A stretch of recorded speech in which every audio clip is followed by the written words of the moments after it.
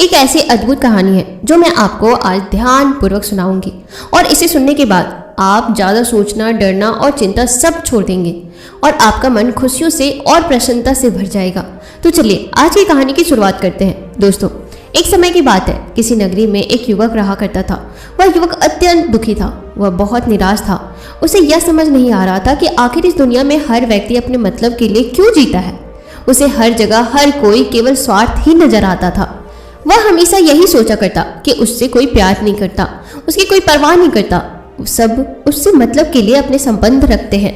मतलब खत्म हो जाते ही सब उसे अपने आप से दूर कर देते हैं। दोस्तों, हमारे जीवन में भी कुछ ऐसा ही होता है।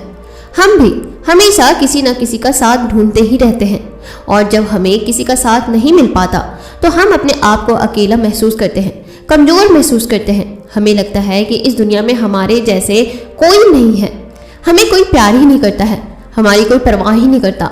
लेकिन हम यह भूल जाते हैं कि अंत में तो हर किसी को अकेले ही जाना है। वह व्यक्ति अपने इस अकेलेपन से बहुत परेशान हो चुका था, जिस कारण एक दिन उसने अपना घर छोड़ दिया और एक रास्ते पर निकल पड़ा। उसके मन में कई विचार चल रहे थे। उन विचारों में मग्न होकर वह उस रास्ते पर आगे की ओर बढ़ता ही जा रहा था। तभी उसी रास्ते में एक आश्रम दिखाई पड़ा। वह उस आश्रम की ओर आगे बढ़ा। तभी उसने देखा कि एक गुरु अपने शिष्यों को ध्यान करना सिखा रहे हैं और उन्हीं शिष्यों में से एक शिष्य ने अपने गुरु से कहा, हे गुरुवर, आखिर यह ध्यान क्या है और इस ध्यान को करने से हमें क्या लाभ होता है। तभी वह गुरु अपने उस शिष्य की सवाल का जवाब देते हुए कहते हैं, पुत्र, ध्यान ही सच और ध्यान हमें अकेला कर देता है। हम जितने ज़्यादा अकेले होते जाते हैं उतना ही हम ध्यान में उतरते चले जाते हैं और यही अकेलापन तुम्हें सत्य के मार्ग पर ले जाता है, तुम्हें सत्य की प्राप्ति करवाता है। वह युवक आश्रम के बाहर खड़े होकर यह सब कुछ देख रहा था, सुन रहा था। जैसे ही उसने उन गुरुवर के मुख से यह सारी बातें सुनी, वह दौड़ा दौड़ा उन गुरुवर के पास आया और कहने लगा, हे गुरुवर, यदि ध्यान हमें अकेला कर देता है तो इसका मतलब यह हुआ कि मैं इन सब चीज़ों में श्रेष्ठ हूँ। आप तो ध्यान का सहारा लेकर अकेले होते हैं, लेकिन मैं तो ऐसे ही अकेला हूँ। मेरा ऐसा कोई नहीं है जिसे मैं अपना कह सकूँ, जो मेरी परवाह करता हो, जो मेरा ख्याल रखता हो, और मैं अपनी राह पर अकेला ही चलता जा रहा हूँ। उस व्यक्ति की यह सारी बातें सुनकर उन गुरुवर ने उस व्यक्ति को ध्यानपूर्वक देखा और उसके बाद उससे कहते हैं, भंते, अगर तुम अकेले हो तो तुम्हारे पीछे तुम्हारा पूरा परिवार, तुम्हारे मित्र, तुम्हारे शत्रु, तुम्हारे सगे संबंधी, इन सबको लेकर तुम कहाँ जा रहे हो। उन गुरुवर के मुख से यह बात सुनकर वह व्यक्ति चौंक उठा और उसने तुरंत ही पीछे मुड़कर देखा तो वहाँ पर कोई नहीं था। तभी वह उन गुरुवर से कहता है, हे गुरुवर, कौन है मेरे पीछे? कोई तो नहीं है, ना मेरे परिवार वाले, ना मेरे मित्र, ना मेरे शत्रु और ना ही मेरे सगी संबंधी। मैं तो सबको पीछे छोड़ आया हूँ क्योंकि कोई मुझे नहीं पूछता, कोई मेरी परवाह नहीं करता, कोई मेरा ख्याल तक नहीं रखता, यहाँ तक कि कोई मेरी आवाज़ तक नहीं सुनना चाहता। लेकिन जब किसी के ऊपर कोई समस्या आती है तो वह मुझे अवश्य याद करता है, पर बाकी समय पर वह मुझे पूछते तक नहीं। उन्हें यह तक खबर नहीं होती कि मैं किस हाल में हूँ, मैं जिंदा भी हूँ या नहीं। उन सबको इन सब चीज़ों से कोई फर्क नहीं पड़ता। उन गुरुवर ने उस व्यक्ति की यह बातें ध्यानपूर्वक सुनी और उसके बाद उस युवक से कहते हैं, भंते, तुम सही कह रहे हो, लेकिन जब तक तुम इन सब चीज़ों को छोड़कर नहीं आते तब तक तुम भला अकेले कैसे हो सकते हो। वह व्यक्ति एक बार फिर से आश्चर्यचकित होकर पीछे मुड़कर देखता है और फिर उन गुरुवर से कहता है, हे गुरुवर, यहाँ पर तो कोई नहीं है, मैं अकेला ही यहाँ पर आया हूँ। लग रहा है कि आप मेरा मजाक उड़ा रहे हैं, मेरे पीछे तो कोई नहीं है, आप खुद देख सकते हैं। फिर आप ऐसा क्यों कह रहे हैं कि जाओ और इन्हें छोड़ कर आओ? जब मेरे साथ कोई है ही नहीं तो मैं भला उन्हें कहाँ छोड़ूं, कैसे छोड़ूं? उस युवक की यह सारी बातें सुनकर वह गुरुवर मुस्कुराने लगे और उस युवक से कहते हैं, भंते, आगे तुम मुझसे क्या चाहते हो? इस पर वह युवक उन गुरुवर से कहता है, हे गुरुवर, मैं आपका शिष्य बनना चाहता हूँ, मुझे कोई साथी चाहिए, मुझे अपना शिष्य बना लीजिए, मैं जीवन भर आपका आभारी रहूँगा। उस युवक की यह बातें सुनकर उन गुरुवर ने कहा, भंते, तुम चाहो तो यहाँ पर 1 महीने रह सकते हो, उसके बाद ही मैं यह निर्णय कर पाऊंगा कि क्या मुझे तुम्हें अपना शिष्य बनाना चाहिए या फिर नहीं। लेकिन तुम्हें मेरी एक बात माननी होगी। तुम्हें इन 30 दिनों के अंदर ध्यान का अभ्यास करना होगा। अगर तुम यह कर सकते हो तो तुम यहाँ पर अगले 1 महीने के लिए रुक सकते हो, अन्यथा तुम्हारे लिए यहाँ पर कोई जगह नहीं है। उस व्यक्ति ने काफी सोच विचार कर उन गुरुवर से कहा, हे गुरुवर, आप जैसा कहेंगे मैं वैसा ही करूँगा। आप चाहते हैं कि मैं इन 30 दिनों में ध्यान का अभ्यास करूं, तो मैं यह करने के लिए तैयार हूं। उस व्यक्ति ने उन गुरुवर की बात मान ली और आश्रम में ही रुक गया। अगले दिन सुबह सुबह वह गुरुवर उस व्यक्ति के पास आए और उस व्यक्ति से कहने लगे, भंते, तुम किससे बात कर रहे हो? तुम्हारा ध्यान कहाँ है? इस पर वह व्यक्ति जवाब देते हुए कहता है, हे गुरुवर, मेरे साथ तो कोई नहीं है, मैं भला किससे बात करूंगा? मैं तो अकेला हूँ। तभी वह गुरुवर उस व्यक्ति से कहते हैं, ठीक है, लेकिन अब ध्यान लगाओ, क्योंकि तुमने मुझे वचन दिया था कि इन 30 दिनों में तुम ध्यान का अभ्यास करोगे। उन गुरुवर के कहने पर वह व्यक्ति ध्यान करने के लिए बैठ जाता है, लेकिन पहले दिन उसे ध्यान करने में बहुत तकलीफें आती हैं, बहुत सारी परेशानियों का सामना करना पड़ता है। यहाँ तक कि वह ढंग से लगातार बैठ भी नहीं पा रहा था। उसके पैर मानो सुन्न से हो गए हैं और उसका पैर मानो जैसे काम ही करना बंद कर दिया हो। ये सारी बातें वह गुरुवर देख रहे थे। तभी उन गुरुवर ने उस व्यक्ति से कहा, भंते, तुम जितना देर चाहो उतना देर बैठ सकते हो। यह ऐसा कोई जरूरी नहीं है कि तुम एकाएक लगातार बैठे ही रहो। यदि तुम्हें थोड़ी तकलीफ है तो तुम उठ सकते हो, टहल सकते हो और फिर आकर बैठ सकते हो। इतना कहकर वह गुरुवर वहां से चले गए। अगले दिन सुबह सुबह फिर वह उस व्यक्ति के पास आए और उस व्यक्ति से कहने लगे, भंते, कौन है? किससे बातें कर रहे हो? कोई आया है क्या? उन गुरुवर की इस बात का जवाब देते हुए वह व्यक्ति उन गुरुवर से कहता है, हे गुरुवर, यहाँ पर तो कोई नहीं है, आप खुद देख लीजिए। भला किससे मैं बातें करूंगा? तभी वह गुरुवर एक बार फिर उस व्यक्ति से कहते हैं, चलो ध्यान का अभ्यास करो। तभी वह व्यक्ति उन गुरुवर से कहता है, हे गुरुवर, क्या केवल आंखें बंद करके बैठ जाना इसे ही ध्यान कहते हैं? अगर इसे ही ध्यान कहते हैं तो यह तो बड़ा ही आसान है और इसे तो कोई भी कर सकता है। केवल आंखें बंद करके बैठना ही तो है। इसका जवाब देते हुए वह गुरुवर उस व्यक्ति से कहते हैं, भंते, केवल आंखें बंद करके बैठ जाना इसे ध्यान नहीं कहते। ध्यान करने के लिए तुम्हें अपने मन को एकाग्र करना होगा। अपने मन को किसी एक चीज पर लगाना होगा। वह कोई भी चीज हो सकती है, बाहर की कोई आवाज या तुम्हारे भीतर से आने वाली यह सांसें, इन सांसों के अंदर और बाहर होने की आवाज।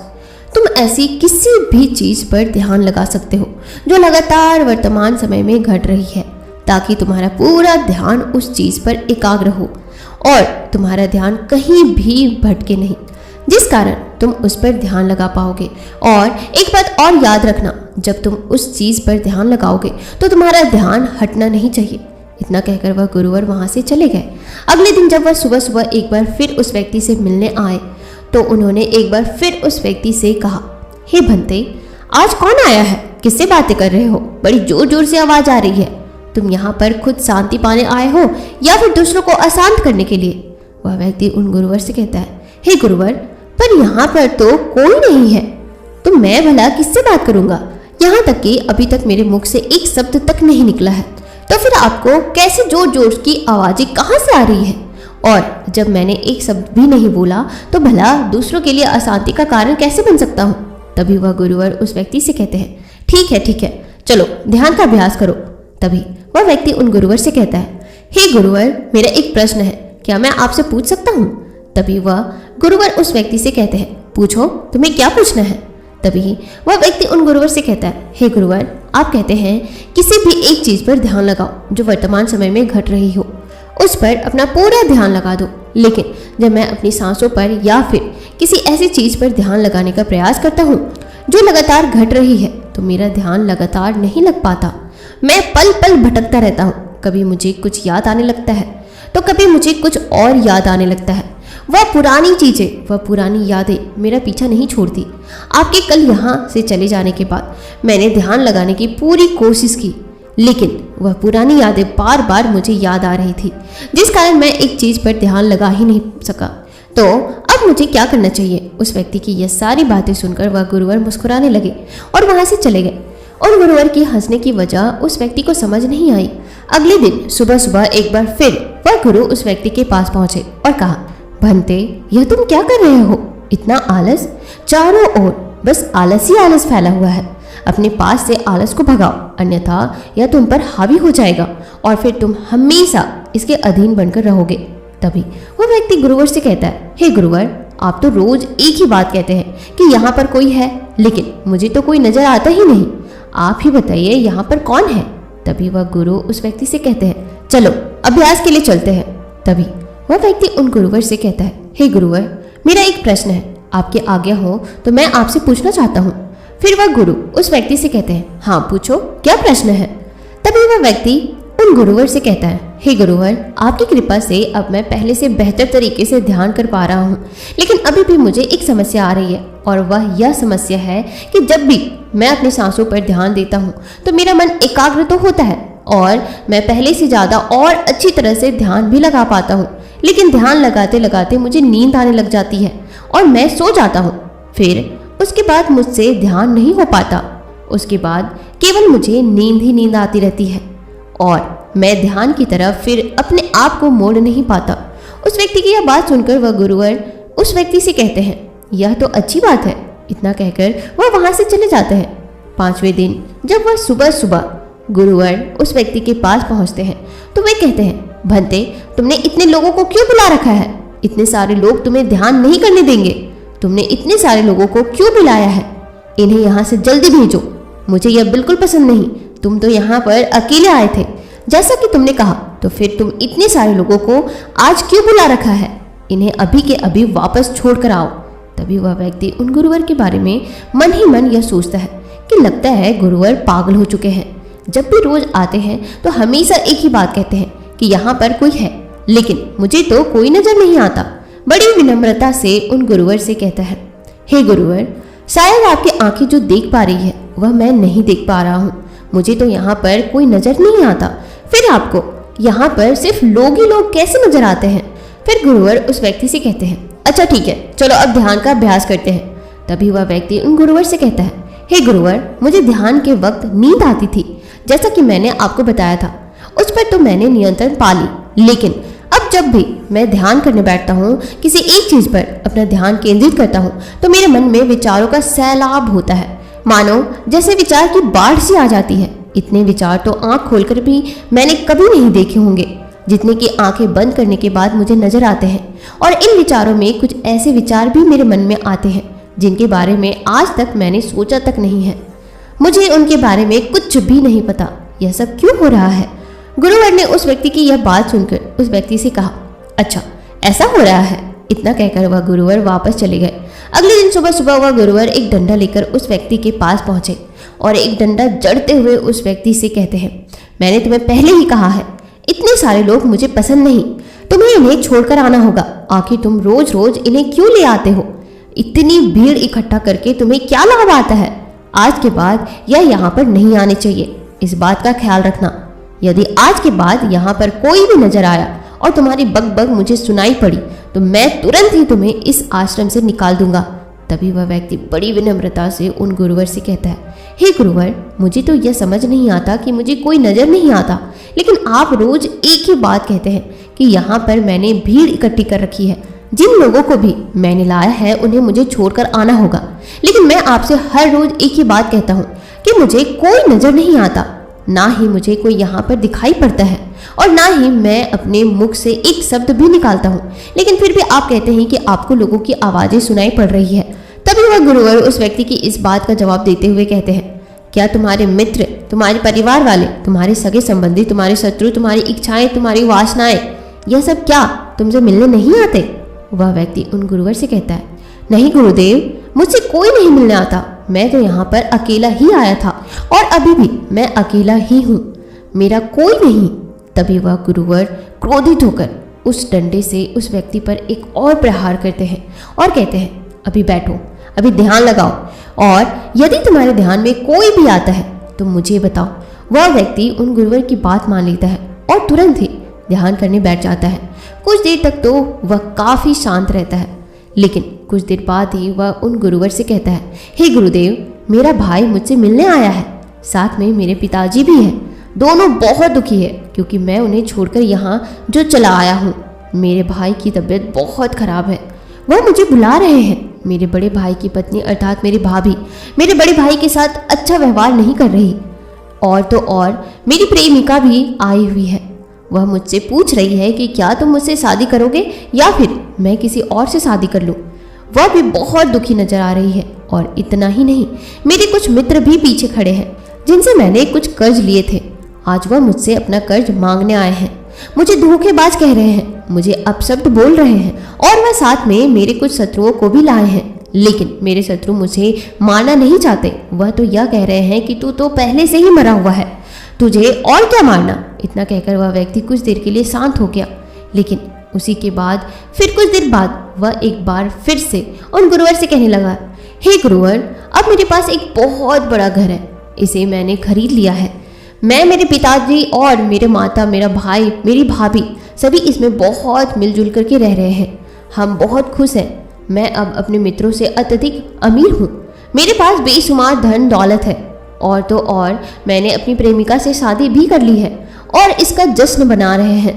इतना कहकर वह व्यक्ति एक बार फिर शांत हो गया और फिर कुछ देर बाद और एक बार फिर उन गुरुवर से कहता है, हे गुरुवर, मुझे कोई मारने का प्रयास कर रहा है। लगातार वह मुझ पर प्रहार कर रहा है। मैं उसका चेहरा देखने का प्रयास कर रहा हूँ, लेकिन मुझे उसका चेहरा नजर नहीं आ रहा है।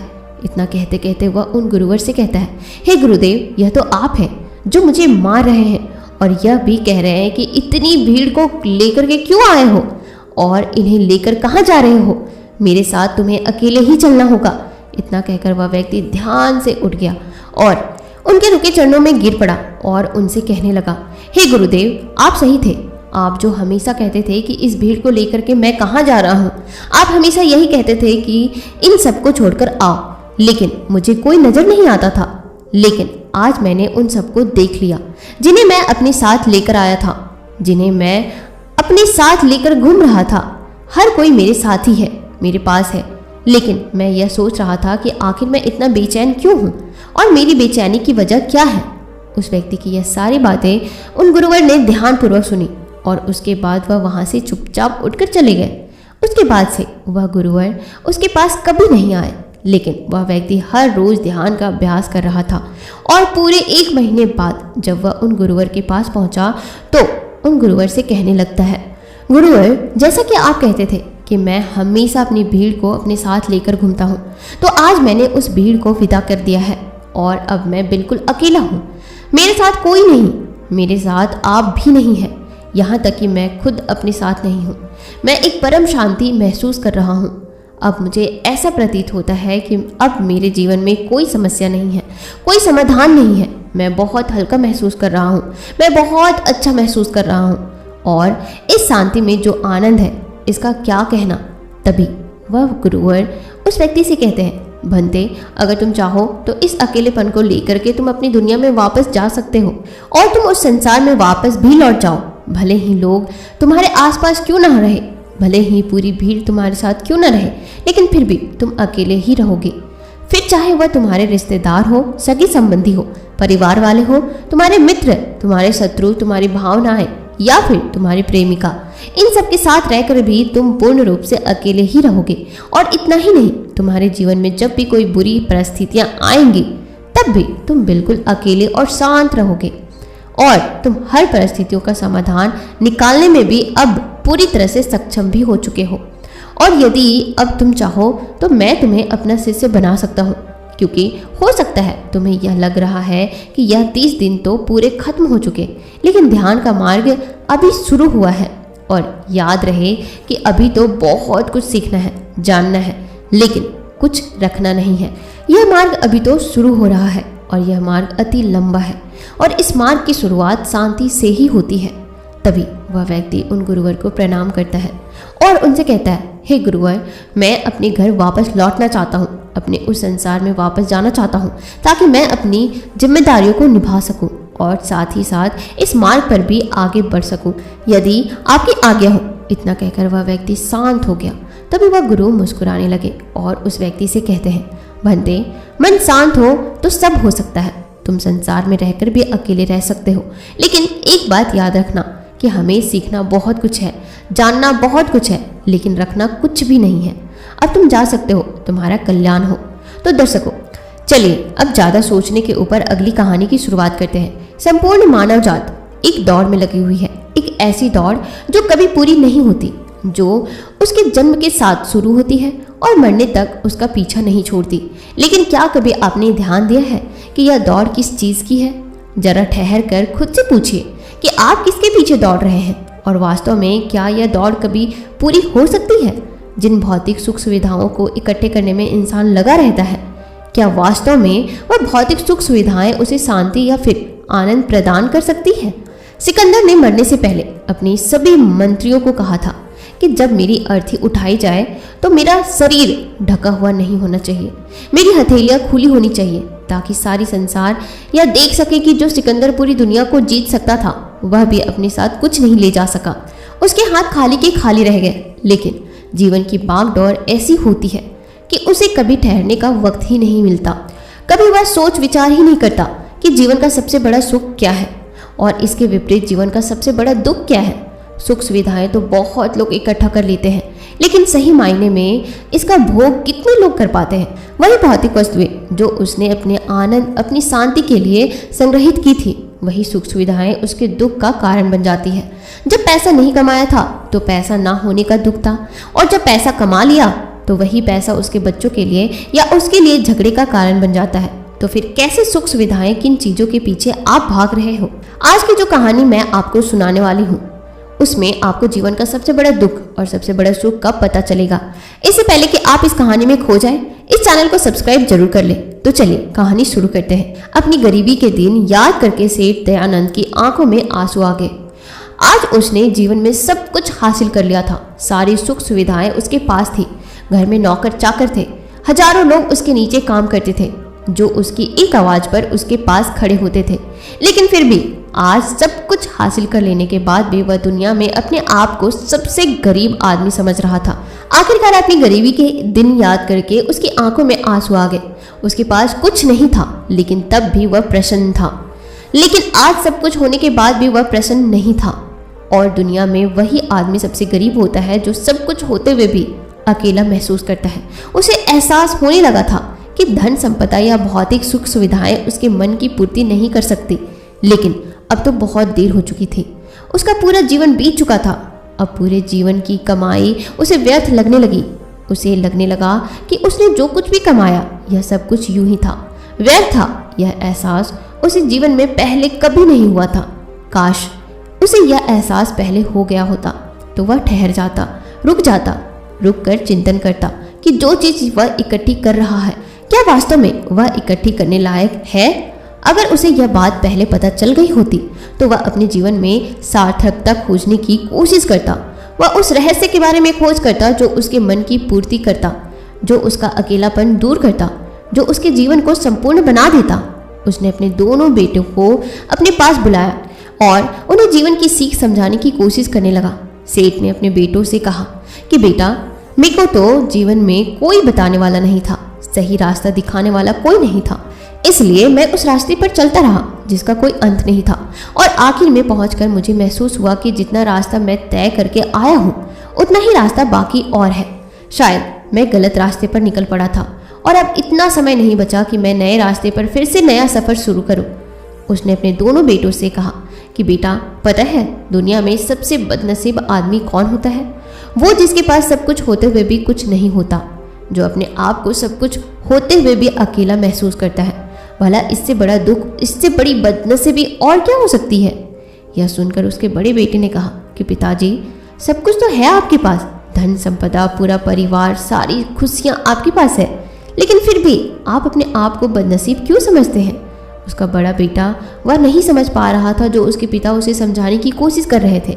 फिर भी उसने अपनी बात को समझाने की कोशिश करते हुए कहा, अभी तुम्हें लगता है कि जीवन में तुम्हारे पास सब कुछ है। मुझे भी तुम्हारे उम्र में ऐसा ही लगता था, लेकिन अब मैं बूढ़ा हो चुका हूँ।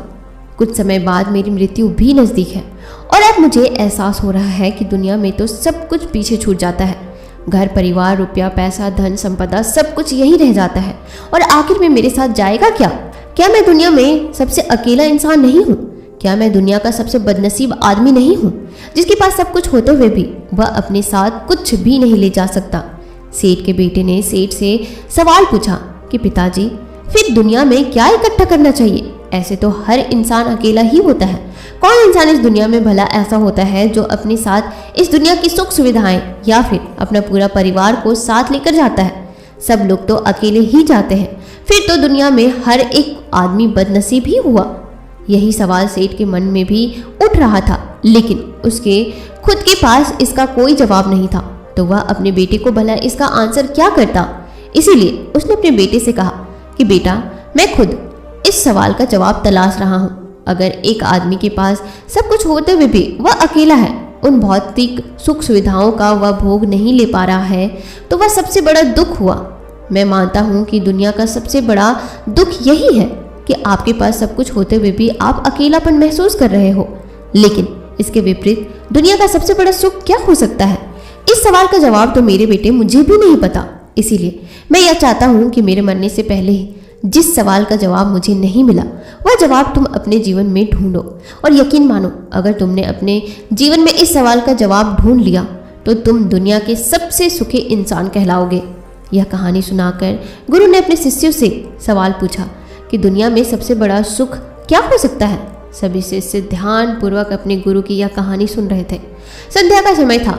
धीमी धीमी हवा चल रही थी, जिससे कि पेड़ की पत्तियां हिल रही थी। आसमान में पक्षी चहचहा रहे थे। सूर्य अस्त होने को आया था और सभी शिष्य अपने गुरु से इस सवाल का जवाब जानना चाहते थे। लेकिन इससे पहले ही गुरु ने अपने शिष्यों से सवाल पूछ लिया। इसका उत्तर देते हुए एक शिष्य ने कहा कि गुरुदेव, दुनिया में सबसे सुखी इंसान वही है जिसका शरीर सुखी है। अगर आपके शरीर में बीमारियां हैं तो आपके पास कितनी भी भौतिक सुख सुविधाएं क्यों ना हो, आपके लिए व्यर्थ है। और इसके विपरीत, अगर आपका शरीर सुखी है, अगर आपका शरीर स्वस्थ है, तो चाहे आपके पास कुछ भी ना हो, लेकिन उसके बावजूद आप अपने जीवन में सुखी रहोगे। इसीलिए संसार का सबसे बड़ा धन हमारा शरीर होता है। यह सुनकर दूसरे शिष्य ने उसका विरोध करते हुए कहा कि गुरुदेव, दुनिया में बहुत से ऐसे लोग हैं जिनका शरीर एकदम स्वस्थ है, लेकिन उसके बावजूद वह अपने जीवन में सुखी नहीं है। मैं मानता हूँ कि जीवन में सबसे ज़्यादा सुखी वही इंसान है जिसका मन सुखी है। गुरु ने अपने इस शिष्य से सवाल किया कि अच्छा, यह बताओ कि मन को सुखी किस प्रकार किया जा सकता है? इसका जवाब देते हुए उस शिष्य ने कहा कि गुरुदेव, मन कभी भी संतुष्ट नहीं होता है। अगर हम किसी प्रकार मन को संतुष्ट करना सीख लें तो फिर हम किसी भी परिस्थिति में आनंद और शांति से रह सकते हैं। लेकिन समस्या यही होता है कि मन का भला कभी होता ही नहीं। मन को चाहे कितना भी खिला दो, लेकिन उसकी भूख कभी पूरी नहीं होती। चाहे उसको कितना ही धन दे दो, लेकिन उसके बावजूद इसका लालच बढ़ता ही चला जाता है। अब गुरु ने सभी शिष्यों को समझाना शुरू किया। गुरु ने कहा कि अज्ञानतावश मनुष्य कभी यह समझ नहीं पाता कि उसका मन हमेशा से खाली था, लेकिन व्यर्थ की चिंताएं, व्यर्थ के लक्ष्य अपने जीवन में बनाकर उसने अपने मन को बांध लिया। जिस मन की प्रवृत्ति हमेशा खाली रहने की थी, उसने उस मन को कूड़े कचरे से भर लिया। इसीलिए वह मन जो बचपन में हमेशा खाली रहता था, हर चीज में, हर खेल में आनंद ढूंढ लेता था, अकेले में भी आनंद पूर्वक, शांति पूर्वक रहता था, अब वही मन सब कुछ मिल जाने के बाद भी हमेशा दुखी रहता है। लेकिन अगर इंसान सिर्फ वर्तमान में रहना सीख ले, सिर्फ इतना सा होश प्रकट कर ले कि उसे हमेशा वर्तमान में रहना है, ना तो भविष्य की कल्पनाओं में, ना तो अतीत की कल्पनाओं में, सिर्फ वर्तमान में, सिर्फ इस एक सूत्र से वह अपने पूरे जीवन को बदल सकता है। वर्तमान में रहकर सभी सूक्ष्म सुख सुविधाओं का भोग करना, पूर्ण होश के साथ, पूर्ण आनंद के साथ हर एक चीज का भोग करना, सिर्फ यही जीवन को सुखी दे सकता है, यही जीवन को सुखी बना सकता है। हम हर चीज को, हर काम को, हर रिश्ते को आधे अधूरे मन से निभाते हैं। जैसे कि खाना खाते समय हमारा दिमाग कहीं रहता है और हमारा शरीर कहीं और रहता है, और इसीलिए जब मन और शरीर में दूरी पैदा होती है तो उससे तनाव पैदा होता है। अगर आपका शरीर और आपका मन और आपका मस्तिष्क सभी एक जगह पर संगठित होना सीख ले तो फिर आप अपने जीवन में उस शांति, उस आनंद का एहसास कर पाओगे जो बड़े बड़े योगी पहाड़ों में तपस्या करके प्राप्त करते हैं। लेकिन इसके लिए जीवन में ज्ञान का, प्रकाश का उदय होना बहुत आवश्यक है, क्योंकि अज्ञानता में आप अपने मन को कभी नहीं समझ पाएंगे। मन को समझना इस दुनिया का सबसे कठिन कार्य होता है। अगर आप अपने मन को जबरदस्ती वर्तमान में खींचकर लाने की कोशिश करेंगे तो आप बहुत जल्दी परेशान हो जाएंगे। यह कार्य बड़े धीरे धीरे, बड़ी निष्ठा और प्रेम के साथ किया जा सकता है, बड़े संयम के साथ किया जाता है। अगर आप इसको ज़बरदस्ती करने की कोशिश करेंगे तो आप तनाव में आ जाएंगे, आप बहुत जल्दी हार मान लेंगे। इसलिए कदम कदम पर आगे बढ़ा जाए, तब मंजिल सामने ही है। और यह कहकर गुरु ने सभी शिष्यों से कहा कि अब हम ध्यान करेंगे। ध्यान करने से मनुष्य का मन, उसका मस्तिष्क वर्तमान में स्थापित होना सीख जाता है। धीरे धीरे प्रतिदिन ध्यान का अभ्यास करने से वह उस आनंद और शांति का अनुभव कर पाता है जो संसारिक वस्तुओं में कहीं नहीं मिलता, जो किसी भौतिक सुख सुविधाओं में नहीं मिलता। और इसके बाद सभी शिष्य अपने गुरु के साथ ध्यान में लीन हो गए। दोस्तों, मैं उम्मीद करती हूँ कि यह कहानी सुनने के बाद आपको जीवन में बहुत कुछ सिखाई होगी। अगर आपको यह वीडियो पसंद आई हो, आपको यह कहानी पसंद आई हो, तो मेरे वीडियो को लाइक और चैनल को सब्सक्राइब भी जरूर कर लेना, ताकि आगे से आने वाली जितनी भी कहानियाँ हो सबसे पहले आप सुन सकें। और हाँ, लगे हाथ इस कहानी को ज़्यादा से ज़्यादा लोगों तक जरूर शेयर करना, अपने दोस्त, रिश्तेदार, फैमिली वालों के साथ, जिनको भी लगता है कि इस दुनिया में सबसे बड़ा सुख सिर्फ पैसा है, लोगों से मिलना जुलना या शो ऑफ की चीज़ें हैं, ताकि वो अपने जीवन में कुछ शांति ला सके। मिलते हैं नए एपिसोड में नए कहानियों के साथ। तब तक के लिए आप अपना ख्याल रखना।